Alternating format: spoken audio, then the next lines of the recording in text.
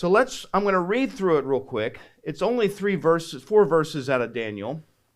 And then I'll break it down for you and show you how all of this has been fulfilled and is about to be fulfilled, and how you can recognize it in the headlines today. The prophecy that I'm talking about from Gabriel to Daniel starts in Daniel chapter 9, and we're going to read verses 24 through 27. I'll read it for you. You can read along on the screen. It says, 70 weeks are determined for your people and for your holy city. Who is Gabriel talking about? Israel, the Jews, and the holy city being Jerusalem. Got it? To finish the transgression, to make an end of sins, to make reconciliation for iniquity, to bring everlasting righteousness, to seal up vision and prophecy, and to anoint the most holy. That verse there contains 6 key things that are going to happen as a result of Israel from this point forward. Know therefore and understand that from the going forth of the command to restore and build Jerusalem, who's the command going to come from? King Xerxes of Babylon. He's going to give the command, and we read about this and we have record of this in Nehemiah chapter 4. I'll get into this. But that command is dated and marked in the Bible. Nehemiah. So he gives a command to restore and to rebuild Jerusalem until Messiah the Prince. Who are we talking about? Jesus, right? Until Messiah the Prince, there shall be 7 weeks and 62 weeks. The street shall be built again, and the wall even in troublesome time. So Gabriel just gave a time marker. 7 weeks and 62 weeks equals 69 weeks of years. I'll get into that in a minute and break that down as to how we figure out their weeks of years and what that really means. After the 62 weeks, Messiah is cut off. He's referring to the crucifixion, but not for himself. And the people of the prince who shall come shall destroy the city and the sanctuary.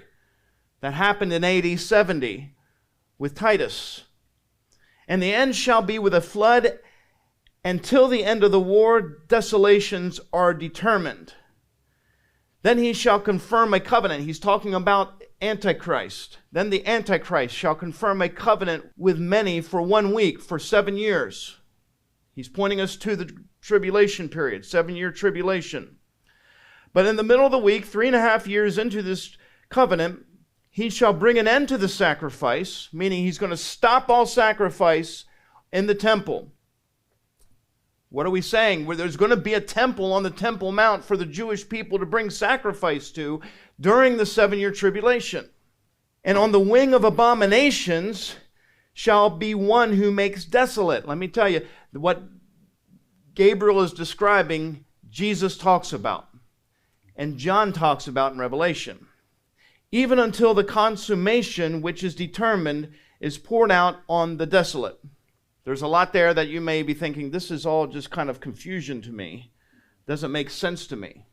Some of you have been studying prophecy with us for a long time. You understand some of this, but it's good to be reviewed. And if you haven't understood this, I'm going to show it to you tonight in the little time I have. So first of all, as I pointed out, there are 6 promised outcomes that are given to Israel and Israel alone. Finish the transgression, end of sin, atone for the iniquity, bring everlasting righteousness, and seal up prophecy. And then anoint the most holy. Those are the 6 things that Gabriel says is going to be decreed for Israel to accomplish until the end of time, until the throne is ascended by Jesus, by Yeshua. Okay? So there's a gap that exists between the 483 years and the last 7. Messiah shall be cut off, is what Gabriel says. Meaning the crucifixion, and have nothing. The kingdom has been rejected by Israel. Then he says, the people of the prince who shall come and destroy the city. I already said that happened in Romans 80-70. The Roman destruction of Jerusalem and the temple fulfills the first 483 years, and exactly 7 years remain left in this prophecy. Well, how do you get 483 years in 7 years? I thought we were talking about weeks or weeks of years. I don't understand, Brad. Let me show you. What is a week? We usually think of a week as something to say, well, Monday through Saturday is a week, 7 days. The Hebrew word that Gabriel is giving to Daniel means Shabua. Shabua, S-H-A-B-U-A. A 7 of something, not necessarily 7 years. Shabua can be anything, but it is a unit of 7, much like a dozen. You can say a dozen days, you can say a dozen eggs, you can say anything. A Shabua is a 7 of anything. You could say 7 sheep is a Shabua of sheep. You could say 7 apples is a Shabua of apples. You could say 7 days is a Shabua of days. You could say 7 years is a Shabua of years. Follow me? Does that make sense? Okay. So Gabriel comes to Daniel and he says, 70 Shabuas of years has been given to your people. Does that make better sense than 70 weeks of years? To me, that helps me in my mind understand a little better. 70 Shabuas of years. So if you do 70 times 7, you wind up with 490 years. Okay? 77 is 490. 70 Shabuas is 490 years. Leviticus uses this terminology also. He says, count 70 Shabuas of years. Count 7 Shabuas of years, 7 times 7, and referring to the Levitical law of the year of Jubilee being the 50th year. God tells Israel, count 7 Shabuas of years to come to the next year being the year of Jubilee, the 50th year. Daniel was already talking about years. Gabriel is talking to Daniel in terms of years. That's the context. Therefore, 70 Shabuas is 490 years. Make sense? Everybody got that? So, in Gabriel's pronouncement to Daniel, he's saying, Daniel, I got to tell you something, and it's very specific. 490 years are decreed for Israel to complete everything prophetically. And he gives us those 6 things that is going to be accomplished through Israel. All of those things. Now, what are those things? Well, I'm glad you asked. Let's get into that.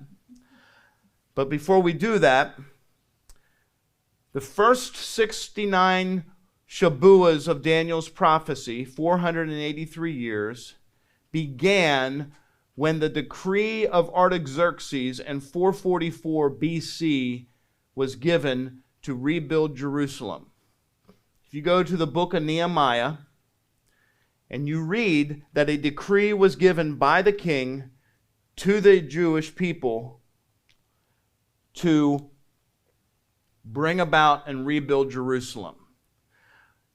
Gabriel tells Daniel, by the end of those 483 years of the 490 years, by the end of that, Messiah is going to come and he's going to be cut off. And the Israelites are going to reject the kingdom. Now, using a biblical prophetic calendar, the Jews went by a lunar calendar. They did not go by our Gregorian calendar. They figured 360-day years instead of the 365-day years. And they included a leap month. Follow along with me. The math that is used to calculate the 360 days of 483 years is very precise according to the Jewish calendar. There's no room for a mistake. So that totals to the day 173,880 days. That's 483 years according to the Jewish calendar.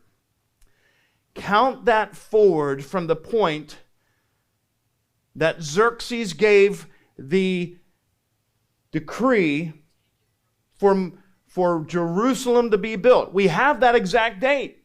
Nehemiah tells us it's 20 Nisan.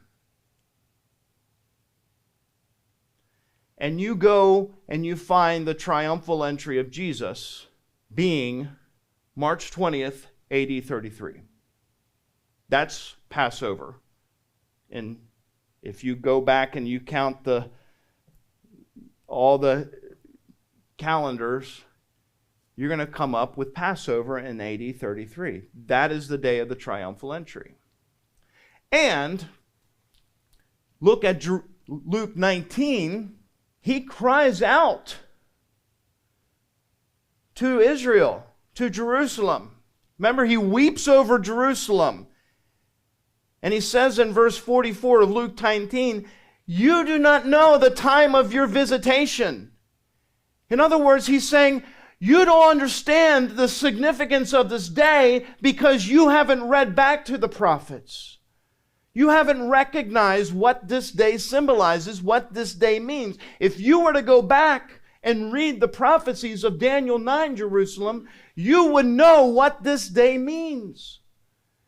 It is the coming of Messiah. The conclusion is unmistakable here. Just as Gabriel gave to Daniel regarding the first 483 years of the 490 years decreed to Israel, was to the day that Jesus rode in to Jerusalem and was subsequently crucified and cut off, just as Gabriel said. So, does that give this prophecy a little credence? Just a little bit? Yeah. Precisely. But we have 7 more years to go. So you say, what happened? What about the other 7 years? Where are they going to come into play? Well, let's talk about this. This is from our friend J.B. Hickson, where he outlines the 69 weeks equaling the 483 years, 69 Shavuos equaling the 483 years, calculating up to the triumphal entry, March 30th, AD 33. You see Luke 19, 28 through 40. This is this whole event. But then he's cut off. The clock stops.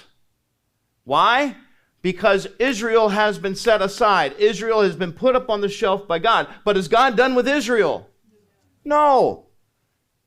How do we know this? Number one, the Bible says that he will never cut them off. He will never be done with them. He will never go back on them. He says in Jeremiah 31, as long as the sun and the moon and the stars are hanging in the sky, so you shall always be my people. Second of all, we can go back to Daniel 9 and say, wait a minute. God said, Gabriel told Daniel, there are 490 years. There's only been 483 years of fulfillment. There's still 7 more years due for Israel for fulfillment of the prophecies. So there's this cutoff time, we call it the church age. We see all the references after the 69th week. Messiah is cut off. City and temple destroyed, AD 70. And now we're in this gap period, this church age. And Daniel says then, at the end of that church age, then, when everything is accomplished with the church, then Israel, you come back on the stage. The clock starts ticking again for the last 7 years. We call it the 7-year tribulation. The Old Testament calls it the time of Jacob's trouble. This church age of mystery. Ephesians 3 says this, how that by revelation is made known to me the mystery which in other generations was not made known to the sons of man, as it has now been revealed to his holy apostles and the prophets of the Spirit, that the Gentiles are fellow heirs. What's Paul saying? We didn't realize this before. It wasn't revealed to us. But now it's been revealed to us as the prophecies are coming more and more into clarity. I like to think of prophecies as sort of the closer you get to it, the more focused it becomes. Okay? So he says, the Gentiles are members of the same body and partakers in the promise of Christ through the gospel.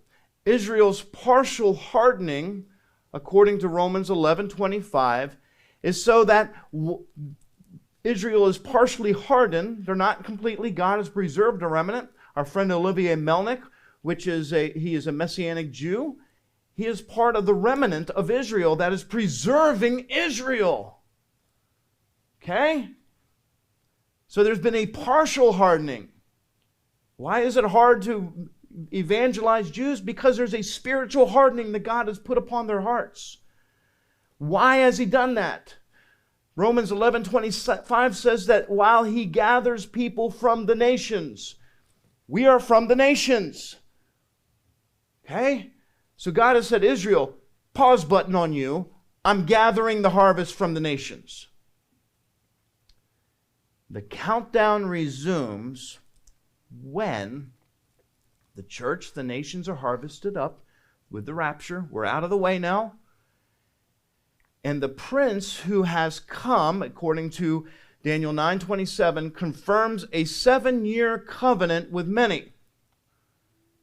Last 7 years of Daniel's prophecy, a 7-year covenant made with the Antichrist during the 7-year tribulation. See how it all is connected now. That's Shabuah 70, a.k.a. the tribulation. One 7-year period is still in the future, and that is what's about to unfold. When we do not know. Just like Israel could not see the church age in their prophetic understanding, even though God said to Israel, you are to be a light unto the nations, they didn't understand the church age, so we do not know when the last 7 years will happen.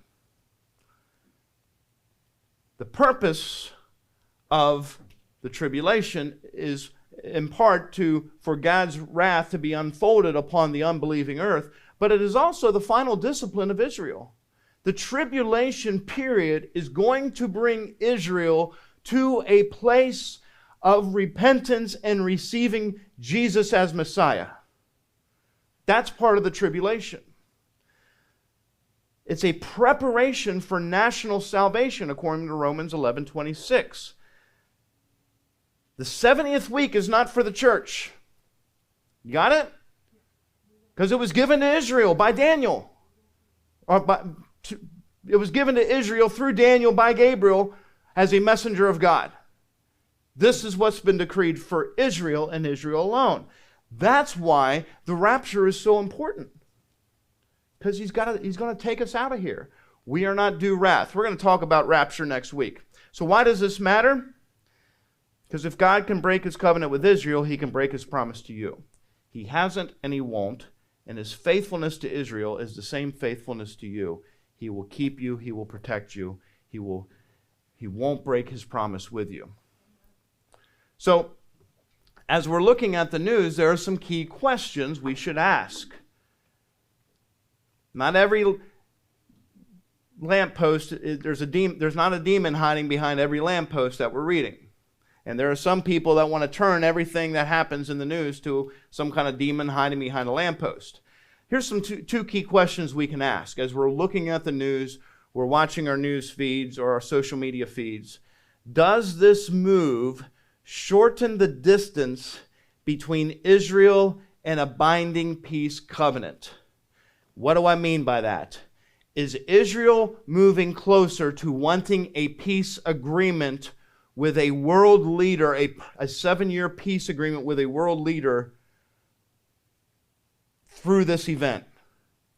How do we know this? Because it's been decreed that the Antichrist will make a 7-year peace covenant with Israel. That is the start. That restarts the clock for the 7-year tribulation, for the last 7 years of Daniel's prophecy. When they make that covenant, boom, clock starts ticking again for Israel. Okay? So we got to ask ourselves, Is this bringing Israel closer to wanting to make a peace covenant with a world leader? We are watching this happen in incredible ways. I was in Oklahoma when I heard about the Trump peace plan. And let me tell you what, my alarm bells were going whoop, whoop, whoop, whoop. Not that I think Trump's the Antichrist, but look at the hunger that Israel is looking for peace. They have given up land, they have given up the Temple Mount, they have given up this, they have given up that. And when Trump came on the scene and says, we're going to do these Abraham Accords, we're going to do this, we're going to do that, and Israel is just going along, they were not going to stop until they had every hostage home.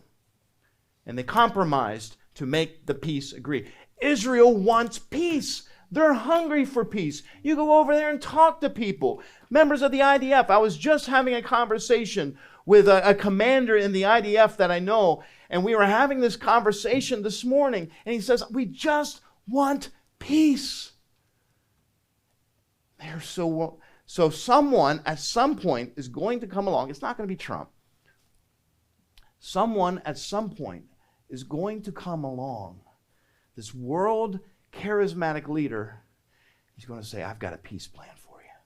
Look at this, Israel. Build your temple. Get up there and start sacrificing again. We're going to make sure that you're going to get your land back. You're going to get this. You're going to get that. And Israel's going to go, sign me up. 7 years? I'll take 7 years of peace. They're going to be hungry for it. And halfway through that agreement, he's going to go back on it. He's going to ascend the throne. He's going to go up to the temple, and he's going to do what's called the abomination that causes desolation. He is going to commit a sacrifice in the temple that is unclean. Titus did it in AD 70 with a pig. I believe he's going to sacrifice a human on the Temple Mount. That's just my opinion. That's not from the scriptures. But I think it's going to be something that is going to be so awful that Israel is going to flee. Just my opinion.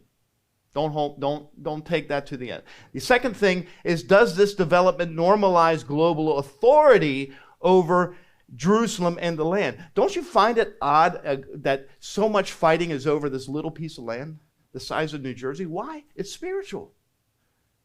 The world is hungry for it. So, peace plans and 7-year proposals, Temple Mount negotiation is happening right now. They are ready to build. And from what I'm understanding, they are on the verge of building. I've told you before, there's worship happening on the Temple Mount. Never happened before. Where Jews can go prostrate on the temple and pray. Never been allowed before. Today it's happening. That's how close we are. Here's the other thing. Rome and EU revived empire influence. You seeing this happen? What did UK just do? Mandate a digital currency and digital ID in all of the UK. You see, and right now tensions are high between the UK and Israel. Netanyahu has told the Prime Minister Starmer, "Go ahead, get out. We don't want you here." So European leadership is brokering Middle East peace and a push for a globalized government. We're seeing this. This is why this is so important. Okay? Because all of this pushes Israel and pushes this peacetime. So the world is racing toward a deal with the devil. For as long as I've been alive, the world has been trying to find an answer to the Middle East peace. This is why this is so important, because it's going to be the Antichrist that's going to broker the deal. And he's going to be like, oh my, look at him. How can anybody not like this guy? He brought peace to the Middle East. But it's a false peace that's going to jumpstart the tribulation clock. So how is this taking place? Well, let me put you to a couple things. One of the ways is AI governance and digital peacekeeping. Everything I'm reading about in artificial intelligence now is pushing towards an AI digital governance. They're already working on AI writing laws. Now we're going to go to AI enforcing laws. We had, when they went in and started cleaning house with Doge, what did they use to find all these expenditures? They used AI. It's so thick. These spending packages are so big and so massive, no person can read them all. No person can understand them all. But you get AI that can go in there and give them some boundaries of what you're looking for and what is and what isn't, and all of a sudden they can spit it out in seconds. Control through technology we're moving that way. I've got a podcast coming out with Britt Gillette in a few days that is going to blow your mind. It's coming out on my channel. Digital currency. We're seeing this happen. Electronic digital currency. Thing about digital currency, when they go digital currency, you have no final control over your currency. You can pull out a wad of bills out of your pocket, and you can pay for stuff, and you decide how those bills are spent, and no one can take that away from you. But you start eating at Starbucks too much, and the government is watching you and saying, you know what, we've got to cut back on this. Your carbon credit score is going too high. No more Starbucks for you. And they can cut it off. You've driven too much this month. No more gas for you to buy. This is what's going to happen with the AI digital currency. Then you have AI surveillance. This is all in my book, The Beast System Unleashed. Peace and safety monitoring. AI is going to monitor the peace. Well, we'll keep track of everything, and we'll know who the bad guys are. Peace and security, peace and security, peace and security. And when technology decides who eats, the beast system is in reach. Next, Daniel 29:7. You can come on up, brother. I'm almost done, I hope. Sacrifices must restart. Temple Mount negotiation pressure is one of the hottest issues in Jerusalem right now. It's not making our headlines here, but it is one of the most talked about issues in Israel right now. Matthew 20. This is what kicked off October 7th. You remember, Israel was working on the red heifers for the priestly cleansing. That's what kicked off October 7th. Was that Israel was working with the red heifers and announced that they had the red heifers. Hamas says, nope, we can't have this. We're going in and we're going to cause some disruptions. Just a little bit. Matthew 24:15, Jesus says, when you see the abomination that causes desolation, let the reader understand. He's saying, go back to Daniel. Read what I'm talking about. Then you know that the time has come to near. Shared Temple Mount proposals are happening. We talked about the red heifers. Priestly training is underway. I've told you that they have a full selection of Sanhedrin and the high priests. Candidates already selected in Israel, ready to go. Demand for religious peace. Any moves that gives Jewish worship rights, even if framed as peace, advances this prophecy. Okay? That's why keep your eyes on Israel. Number 3, Israel also at the same time becoming more isolated. Zechariah 12:3 says, all nations will gather against Jerusalem. Ezekiel 38, war. We talked about this last week. Gathering against Israel. As allies pull away, a global leader steps in as the protector. Daniel 8:25, by peace he shall destroy many. The more Israel stands alone, the more she will accept the wrong Savior, friends. That's how she's going to make a peace treaty with the Antichrist. Some claim that the 70th week was fulfilled during the 1st century, and they're referring to what I was talking about in AD 70. Rome went in and destroyed Israel. Titus went in and performed the sacrifice. And so they say that it's not going to happen because it's already happened in history. And we get these from the preterists and the historists. But let's go back to the 6 outcomes that Daniel said in Daniel 9:24. Has Israel finished sin? No. Has righteousness filled the world? No. Is prophecy sealed up because it's been completed? No. Is the millennial temple anointed? No. Is the Messiah sitting on the throne of the world? No. So how can we say that this has been completed? We can't. Jesus, Paul, and John all treat the 70th week as a future event. 2 Thessalonians says, the man of lawlessness takes his seat in the temple of God. Titus didn't do that. He did an abomination in the temple, but he never took his seat upon the throne. He destroyed it. He didn't break a covenant. He didn't make a 7-year peace treaty. The 70th week already happened. Then Jesus was wrong. Then Paul was confused, and the prophecy failed. Because it's not coinciding with the temple's destruction. The world is speeding towards a deal with the devil, but before that clock restarts, the trumpet is going to sound, church, and we are going home. The question isn't, is prophecy accurate? The question is, are you ready? Take heart, God's timepiece is precise. How do I know? Because we looked at the 483 years fulfilled precisely. And all the other prophecies, the other 800 prophecies that are there. God's timepiece is precise. He knows what's going on. He knows exactly when it's going to happen. Messiah's return is scheduled. And you're living in a time between the pause and the trumpet.